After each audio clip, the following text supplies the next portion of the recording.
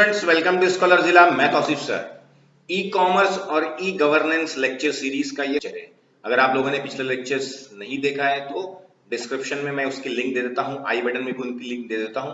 आप लोग वहां पे देख सकते हैं। आईटी सिलेबस में आईटी हम लोग का जो सब्जेक्ट है उसमें मैंने चैप्टर नंबर 1 भी बना अपलोड करके डाला हुआ है। आप लोग वो पूरा चैप्टर पढ़ सकते हैं। चैप्टर नंबर 4 मैंने स्टार्ट किया है और भी इतने बाकी चैप्टर्स है, आपके 4 चैप्टर्स पूरा के पूरे में यहाँ पे आप लोग को इस चैनल पे अपलोड करूंगा। तो चैनल पे अगर आप पहली बार आए हैं तो चैनल को सब्सक्राइब कर लें और बेल आइकन दबा लें। और वीडियो अच्छा लगा तो वीडियो लाइक करिए, कमेंट करिए और अपने दोस्तों से जरूर शेयर करिए, ठीक है, ताकि चैनल ग्रो होने में मुझे मदद मिले। अब आते हैं हमारे आज के टॉपिक पे, जिसमें हम लोग को कुछ 3-4 टॉपिक पढ़ना है। ई कॉमर्स ट्रेड साइकिल, और ये बात ध्यान में रखना, वीडियो एंड तक देखना, बीच में स्किप मत करना, तभी आपको पूरा कॉन्सेप्ट समझेगा। डिस्ट्रैक्शंस जो है आपके आसपास, जो भी, मतलब आप लोग हेडफोन लगा लीजिए और आराम से इसको सुनिए और अपनी बुक में टेक्स्ट बुक ले लीजिए और इंपॉर्टेंट पॉइंट्स को अंडरलाइन कर लीजिए, क्योंकि वो ही आपको एग्जाम में एज ए ऑब्जेक्टिव पूछ सकता है। तो लेसन से पढ़ाने का फायदा मैंने पिछले लेसन मतलब टेक्स्ट बुक से पढ़ाने का फायदा मैंने आप लोग को बताया था कि ऑब्जेक्टिव जो आपको एग्जाम में आएंगे आपके टेक्स्ट बुक्स में से ही आते हैं। टेक्स्ट बुक के पीछे से जरूरी नहीं है, जो मतलब आपकी एक्सरसाइज में दिया हुआ है, लेकिन लेसन के अंदर से ही आएंगे, एक्स्ट्रा कुछ नहीं पूछेगा आपको। तो अगर आप लोगों ने लेसन अच्छे से समझे हैं 1, 2, 3 बार, तो आप लोग को एकदम अच्छे से 80 आउट ऑफ 80 मिल सकते हैं आईटी के अंदर।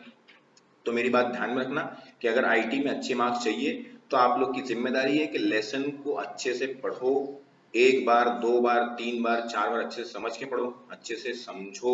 अगर आपके पास लेक्चर अवेलेबल है तो, जैसे मैं आपको लेक्चर्स अवेलेबल कराऊंगा सारे लगभग इस चैनल पे, तो उसको अच्छे से समझो, फिर अच्छे से उसको रीड करो और फिर जाके आपके ऑब्जेक्टिव्स इसके मतलब आपके एक्सरसाइज में दिए हैं वो अटेम्प्ट करो, या आपके पास अगर टीपीएस है फिर अटेंड करो जाके, फिर देखना आप लोग के पास कितना असर आएगा। आपको मतलब आपके आंसर देने में आपको फटाफट आपसे आंसर दिया जाएगा, ठीक है। और कम से कम 2 से 3 बार पढ़ो लेसन, फिर उसके बाद जाके समझो, फिर 2 से 3 बार पढ़ो, तब जाके आप लोग ऑब्जेक्टिव्स अटेम्प्ट करो आपके एक्सरसाइज के पीछे के, और टीपीएस अगर आपके पास है तो उसके।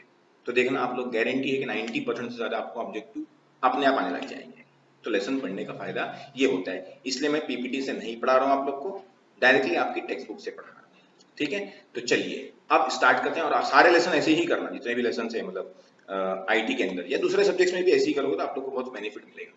तो आईटी के अंदर तो खास करके यही करना आप लोग, ठीक है ना। तो लेसन्स पे फोकस करना, ज्यादा नहीं, 6 ही लेसन है, और कुछ 2-3-4 लेसन तो एकदम छोटे छोटे हैं, खास करके शायद 4, 5, 6 तो बहुत छोटे हैं। चलिए स्टार्ट करते हैं। ई कॉमर्स ट्रेड साइकिल आज हमको पढ़ना है।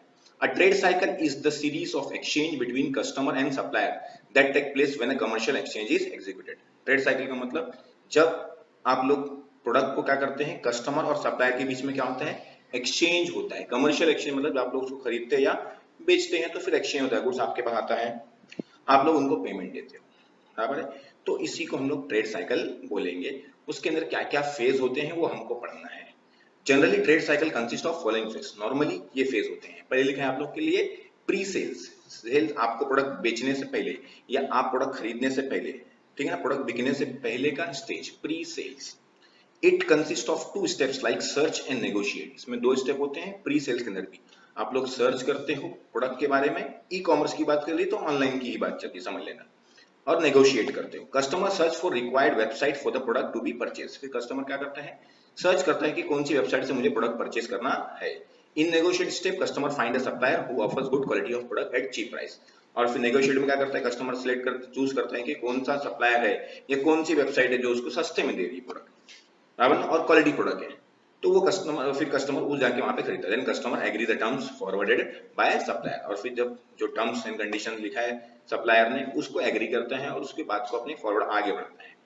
नेक्स्ट है execution. This phase consist of order and delivery. इसमें क्या होता है, ऑर्डर और डिलीवरी। प्री सेल्स में आप लोग को क्या बताया था उसने, क्या क्या होता है, सर्च और नेगोशिएट। क्या होता है, सर्च और नेगोशिएट। एग्जीक्यूशन में क्या होता है, this phase consist of order and delivery. Objective वगैरह में पूछ सकते हैं आप लोग को, ठीक है ना, तो ध्यान देना। Customer sends an order for the select product and after processing order customer receive deliver the product. तो कस्टमर जो प्रोडक्ट क्या बोलते हैं उसको पसंद आता है, वो प्रोडक्ट के लिए ऑर्डर देता है कि मुझे प्रोडक्ट चाहिए, और फिर ऑर्डर प्रोसेस होता है, मतलब सामने जो कंपनी रहती है हमारी, जिससे हम लोग खरीद रहे हैं ई कॉमर्स वेबसाइट से, बराबर ना, वो उसको प्रोसेस करेगा और आपको प्रोडक्ट को क्या कर देगा, डिलीवर कर देगा। क्लियर है। नेक्स्ट है settlement stage. This phase consist of invoice and payment. इसमें क्या होता है, इनवॉइस और पेमेंट, मतलब यहाँ पे बिल रहेगा और पेमेंट रहेगा। Invoice means customer will receive a bill for the purchase product and after confirmation of the receive product customer will pay for the same. Invoice मतलब कस्टमर क्या करेगा, आप लोग मतलब कंपनी क्या करेगी, आप लोग को बिल देगी, बराबर ना, और वो बिल के लिए आप लोग क्या करेंगे, जो प्रोडक्ट आपने मंगाया था उसको चेक करेंगे कि वो बराबर है कि नहीं है, और फिर अगर आप लोग का प्रोडक्ट बराबर है तो आप लोग क्या करेंगे, उसके लिए पे करेंगे। लेकिन ये किस में होता है, कैश ऑन डिलीवरी में होगा। लेकिन बहुत सारे ऐसे केसेस भी होते हैं जिसमें आप लोग एग्जीक्यूशन के टाइम पे ही, मतलब एग्जीक्यूशन से पहले ही, ऑर्डर करते टाइम पे ही, एग्जीक्यूशन में जो ऑर्डर स्टेज है उस टाइम पे पेमेंट भी कर देते हो, तो ऐसा भी होता है। तो जरूरी नहीं कि ये स्टेप फॉलो ही हो, ठीक है ना। तो चलिए, इसलिए उस स्टार्टिंग में आप लोग को बोला है यूजुअली, बराबर ना, जनरली, जनरल ट्रेड साइकिल, बराबर ना, कंसिस्ट, हमेशा जरूरी नहीं ऐसा हो। चलिए, after sales. This phase consist of warranty and after sales service. इसमें क्या होता है, आपकी वारंटी और आपके प्रोडक्ट बिकने के बाद उसकी जो सर्विस लगती है। जैसे आप लोग कुछ प्रोडक्ट में खराबी हो गई, ये कुछ फंक्शन आपको नहीं समझ में आ रहा है, तो आपने कस्टमर केयर को फोन किए, वो आपको गाइड करेगा, या टेक्निकली कुछ ग्लिच आ गया है तो आप लोग उसको कस्टमर केयर, कस्टमर सर्विस पे आप लोग फोन करेंगे और फिर उनसे हेल्प मांगेंगे। अगर वो हेल्प नहीं दे पाएंगे, मतलब अगर ऑनलाइन नहीं सॉल्व कर पाएंगे, तो आप लोग को विजिट करके देंगे, आप लोग को, मतलब आपके घर पे विजिट करते हैं या आपकी फैक्ट्री में, जो भी आप जैसे कंज्यूमर हो आप, वहां पे आके आपको उसका सोल्यूशन देंगे। तो customer will get all maintenance service for free और at a minimum cost. Free में मिलता है या तो कम कॉस्ट पे मिलता है। After sale service means customer will do complaint about the performance of the product and get maintenance service from the supplier. जो मैंने आप लोग को बताया कि हम लोग क्या करते हैं, कस्टमर कंप्लेंट देता है और कंप्लेंट के बाद हम लोग को उसका परफॉर्मेंस के बराबर नहीं ऐसा कंप्लेंट देते हम लोग, और फिर मेंटेनेंस सर्विस, जो मेंटेनेंस के लिए अपना स्टाफ भेजती है कंपनी। चलिए, तो ये हो गया आप लोग के 4 स्टेज। पहला क्या था, प्री सेल्स, सेल से पहले। फिर सेल्स में आता है आप लोग का search and negotiate. Execution stage, execution में ऑर्डर एंड डिलीवरी। फिर सेटलमेंट, उसमें बिल और पेमेंट, बराबर ना, और फिर लास्ट में आफ्टर सेल्स। आफ्टर सेल्स में वारंटी और आफ्टर सेल्स सर्विसेज। चलिए, अब आते हैं हम लोग अगले आंसर पे। देखो यहाँ पे कुछ दिया हुआ है आप लोग को, ठीक है ना, लेकिन यहाँ पे ईडीआई दिया हुआ है। हाँ, तो ये ईडीआई हम लोग बाद में समझेंगे कि क्या होता है, क्या करेंगे, ये सब बाद में समझेंगे, आप लोग को मैं बाद में बताता हूँ, ठीक है ना। इसके ऊपर वापस से मैं आऊंगा। ट्रेड साइकिल के अंदर देखो ईडीआई लिखा है, इलेक्ट्रॉनिक डेटा इंटरचेंज, इसके बारे में मैं बाद में आऊंगा, तब वापस से समझाऊंगा इसको, ठीक है। चलिए, मोड्स ऑफ पेमेंट आगे आप लोग का लेसन में है। पेमेंट करने के लिए कौन कौन से मोड यूज करते हैं, एकदम सिंपल सा आंसर है। पहला लिखा है credit card. Credit card are the most common way for customer to pay online, बराबर ना। साथ में उसको डेबिट कार्ड भी लिखना चाहिए था, सिर्फ क्रेडिट कार्ड नहीं, मोस्टली लोग क्रेडिट कार्ड से ज्यादा डेबिट कार्ड यूज करते हैं ऑनलाइन पे करने के लिए, बराबर ना। तो merchants can reach out to an international market with credit cards. कोई भी मर्चेंट, मतलब जो प्रोडक्ट बेचना चाहता है, वो इंटरनेशनल मार्केट तक भी अपना प्रोडक्ट बेच सकता है, किसके जरिए, क्रेडिट कार्ड के जरिए। By integrating payment gateway into their business. तो बिजनेस में क्या ऐड करना पड़ेगा आप लोग को, मतलब जो आपकी वेबसाइट है, आप समझो एग्जांपल किसी कंपनी चला रहे हो ई कॉमर्स की, तो आपको अपनी ई कॉमर्स की वेबसाइट के अंदर आपको ई पेमेंट गेटवे लेना पड़ेगा, बराबर ना, पेमेंट गेटवे। तो आप लोग उसके जरिए पेमेंट ले सकते हो online, credit card, debit card, जो भी जिससे भी वो पेमेंट करना चाहता है। Mobile payment. Mobile payment offer quick solution for customer to purchase e commerce website. Mobile के जरिए भी पेमेंट होता है। Mobile payments are also common use on donation portals. Mobile payment कहाँ यूज होता है, other donation portals, browse, game हम लोग ब्राउज करते हैं, social media network such as dating sites. आजकल डेटिंग साइट्स पे भी लोग क्या बोलते हैं, पेमेंट करते हैं मोबाइल के जरिए, और फिर वो तो आप लोग को पता है मेरे से बेहतर, तो वो आप लोग पढ़ सकते हैं, समझ सकते हैं। Where customer can pay by scanning a barcode on an app on mobile. तो वहां पे आप लोग क्या कर सकते हैं, बारकोड स्कैन करके आप लोग ऑनलाइन ही पैसा पे कर सकते हैं। भीम, पता है आप लोग को, यूपीआई, पेटीएम, गूगल पे, पेपाल एटसेट्रा, बहुत सारे हैं मोबाइल पेमेंट के लिए, ठीक है। चलिए, अब आते हैं बैंक ट्रांसफर। ये भी आप लोग को पता है, नहीं पता तो बता देता हूं। Bank transfer is used when money is sent from one bank account to another, बराबर ना। बैंक ट्रांसफर क्या होता है, जब एक अकाउंट से हम लोग क्या करते हैं, दूसरे अकाउंट में पैसा ट्रांसफर करते हैं, तो क्या यूज करते हैं हम लोग, बैंक ट्रांसफर यूज करते हैं, बराबर ना। अभी तो मोबाइल से भी होने लग गया है, बराबर ना, हम लोग मोबाइल से भी कर सकते हैं। तो चलिए, बैंक ट्रांसफर के बारे में आगे क्या बोला उसने, money from bank account is usually fast and safer than withdrawing and paying in cash because every transaction will authenticated by checking customers banking credential, example NEFT IMPS। NEFT IMPS के बारे में आप लोग इकोनॉमिक्स में पढ़ सकते हैं, lesson number 4 में है, क्लियर है।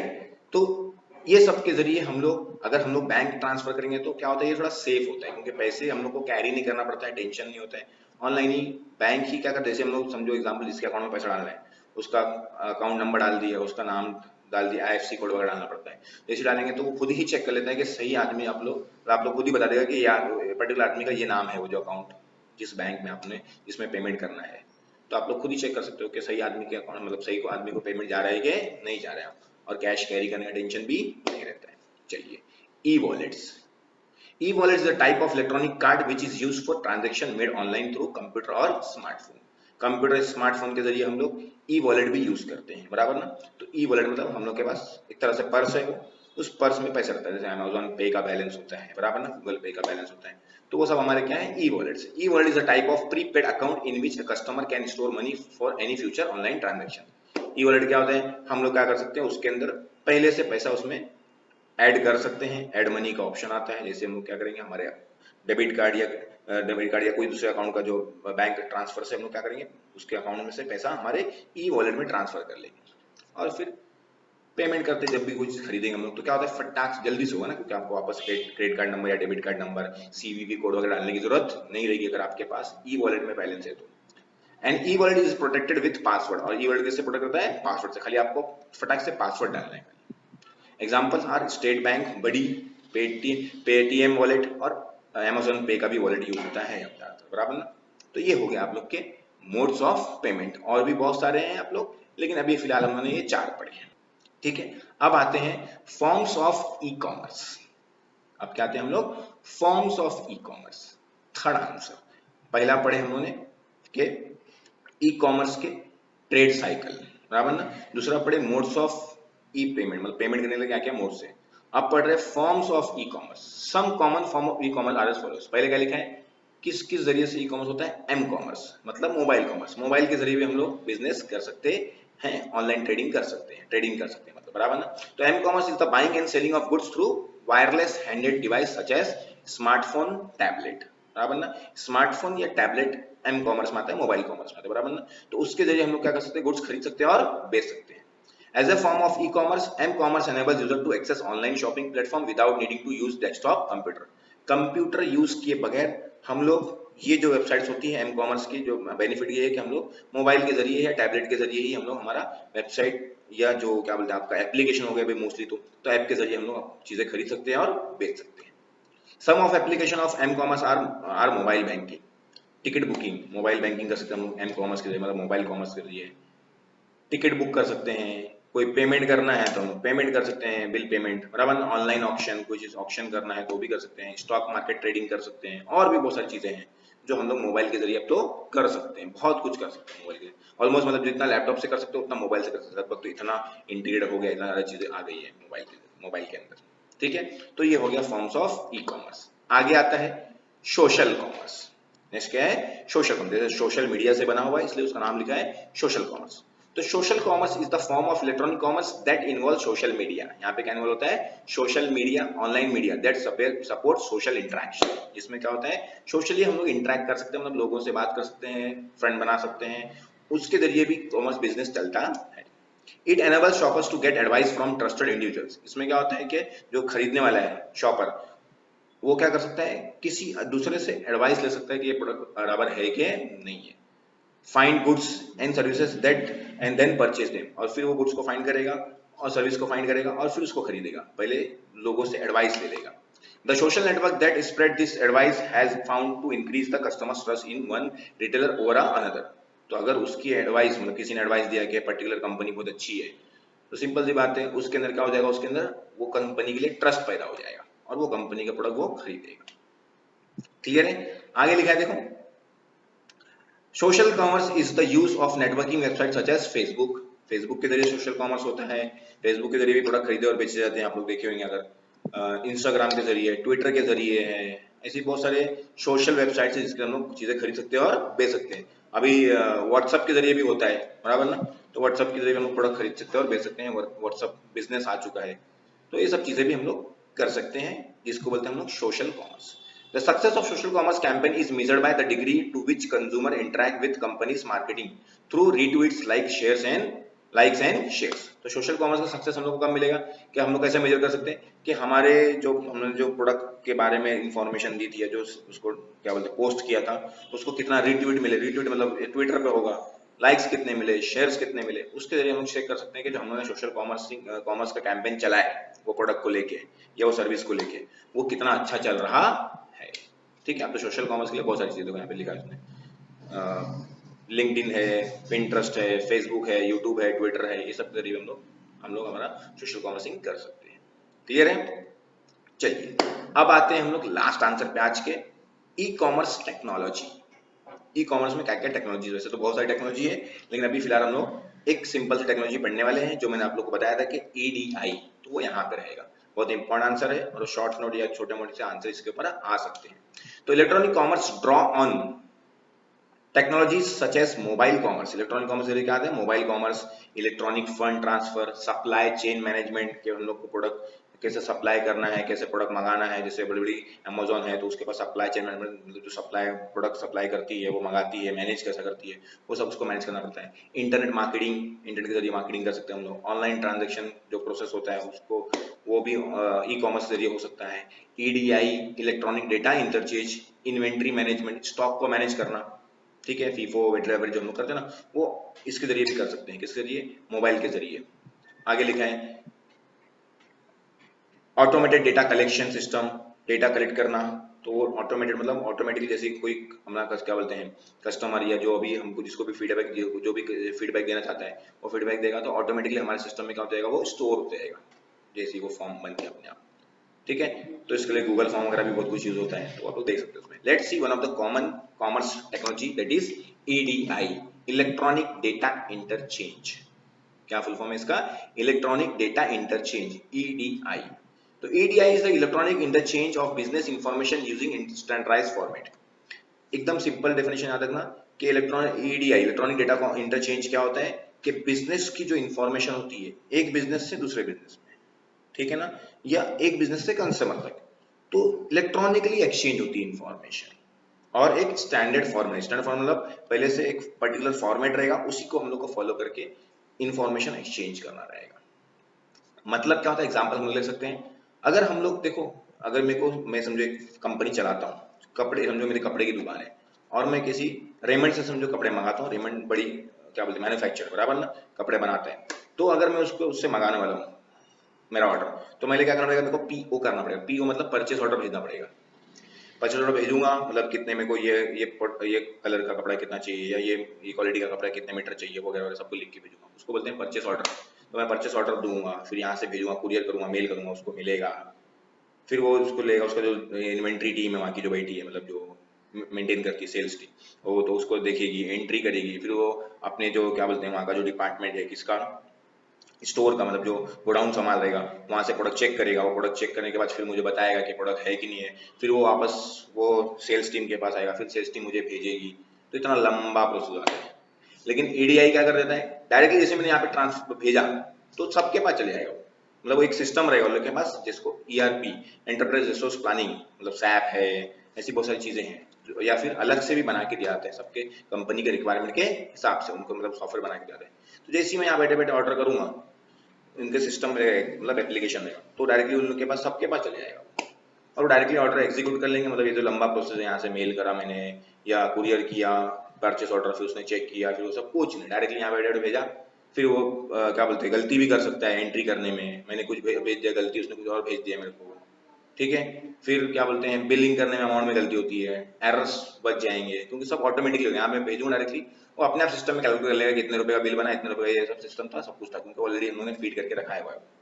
तो इसी को बोलते हैं इलेक्ट्रॉनिक डेटा इंटरचेंज, जिसमें बिजनेस इंफॉर्मेशन फटाफट इंटरचेंज होती है, कोई प्रिंट आउट निकालने की जरूरत नहीं है। A process which allow one company to send information to another company electronically rather than paper. Paper में भेजने के बदले हम जो इंफॉर्मेशन किसके जरिए भेजेंगे, इलेक्ट्रॉनिकली भेजेंगे। तो business entities conducting business electronic are called as trading partners, और जो बिजनेस इसके अंदर इलेक्ट्रॉनिकली बिजनेस कर रहे एक दूसरे से, तो उसको क्या बोलते हैं वो लोग, trading partners. Many business document can be exchanged using EDI. बहुत सारे बिजनेस के डॉक्यूमेंट हम लोग इलेक्ट्रॉनिक डेटा इंटरचेंज के जरिए एक्सचेंज कर सकते हैं। Two most common document are purchase order and invoices. खास करके क्या रहता है, परचेस ऑर्डर जो मैं भेजता हूँ, इनवॉइस मतलब वो लोग फिर बिल बना के भेजेंगे कि हाँ ये प्रोडक्ट इतने इतने का था, ये उसका बिल है, तो डायरेक्टली ऑनलाइन ही एक्सचेंज हो जाएगा, मतलब ऑटोमेटिक सिस्टम ही बना देगा उसको, हम लोग इतनी मेहनत करने की जरूरत नहीं पड़ेगी, बहुत सारे कॉस्ट बच जाते हैं उसमें।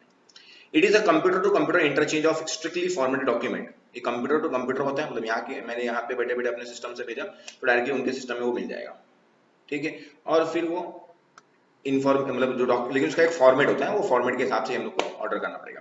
वाया टेलीकम्युनिकेशन और physical transport on electronic storage media, या तो टेलीकम्युनिकेशन के जरिए, सर्विसेज के जरिए पहुंचता है, या इलेक्ट्रॉनिक स्टोरेज मीडिया मतलब हम लोग कोई गूगल क्लाउड पे या किधर सेव कर देते हैं तो उसके जरिए वहां पे उन लोग को मिलता है। तो ये हो गया हम लोग का इलेक्ट्रॉनिक डेटा इंटरचेंज। मैंने बताया था आप लोग को कि मैं आप लोग को ये थोड़ा सा डायग्राम जो है इसको बताऊंगा। देखो ये सर्च, नेगोशिएट वो ठीक है, लेकिन जब आप ऑर्डर करते हो तो प्रोडक्ट डिलीवरी स्टेज है, इनवॉइस है, पेमेंट है, आफ्टर सेल्स है, पेमेंट, डिलीवरी भी उन लोगों को समझ आएगा कि क्या प्रोडक्ट डिलीवर करना है डायरेक्टली, मतलब उनके सिस्टम जो डिलीवरी टीम है उनके पर डायरेक्टली मालूम पड़ जाएगा। सेल्स टीम उनको नहीं बोलेगी कि ये प्रोडक्ट आया है अभी सेल्स करने के लिए, कस्टमर ने मांगा है तो उनको डिलीवर करना है, उनको खुद ही मालूम पड़ जाएगा क्योंकि उनके सिस्टम में भी आ जाता है। इनवॉइस ऑटोमेटिकली बन के हम लोग को मिल जाएगा फटाक से, पेमेंट भी ऑटोमेटिकली हम लोग को फटाक से कर देंगे हम लोग इधर बैठे बैठे। तो ईडीआई क्या करता है, इसको एकदम सिंपल कर देता है। तो जो कंपनियां ईडीआई यूज करती हैं वो बहुत तेजी से आगे बढ़ रही हैं और बहुत तेजी से सक्सेसफुल हो रही हैं। तो अगर आप लोग किसी कंपनी में काम करोगे या कहीं पे क्या बोलते हैं खुद की कंपनी शुरू करना चाहते हो, ई कॉमर्स या कुछ भी, तो आप लोग को ईडीआई के बारे में पता होना चाहिए और भी बहुत सारी आपको नॉलेज देना चाहिए, ठीक है। तो ये हो गया आज के हम लोग के 4 टॉपिक जो हम लोगों ने पढ़े। पहले पढ़े थे हम लोगों ने, पहला आंसर जब पढ़े थे हम लोग का आंसर था वो कि क्या क्या ट्रेड साइकिल के, कॉमर्स की ट्रेड साइकिल पढ़े थे। फिर मोड्स ऑफ पेमेंट पढ़े हम लोगों ने, बराबर ना। फिर हम लोगों ने पढ़े कि आप लोग को फॉर्म्स ऑफ ई कॉमर्स के क्या फॉर्म्स है, तो मेनली दो ही तुमको ही बताया, मोबाइल कॉमर्स और सोशल कॉमर्स। और फिर लास्ट में पढ़े हम लोगों ने क्या क्या नया हम लोग को अभी इसमें चल रहा है ई कॉमर्स की टेक्नोलॉजीज, तो उसमें हमने सिर्फ बहुत सारी थी लेकिन सिर्फ ईडीआई हम लोग को पढ़ाया। तो ये हो गया आज का लेक्चर खत्म। वीडियो देखने का आप लोग का बहुत बहुत शुक्रिया। वीडियो पसंद आया हो तो लाइक करना, अपने दोस्तों से शेयर करना, पढ़ते रहो, बढ़ते रहो और अच्छे मार्क्स लाते रहो। मिलेंगे अगले वीडियो में ई गवर्नेंस लास्ट टॉपिक के साथ में, फिर चैप्टर हो जाएगा आपका फिनिश। वीडियो देखने के लिए आपका बहुत बहुत शुक्रिया।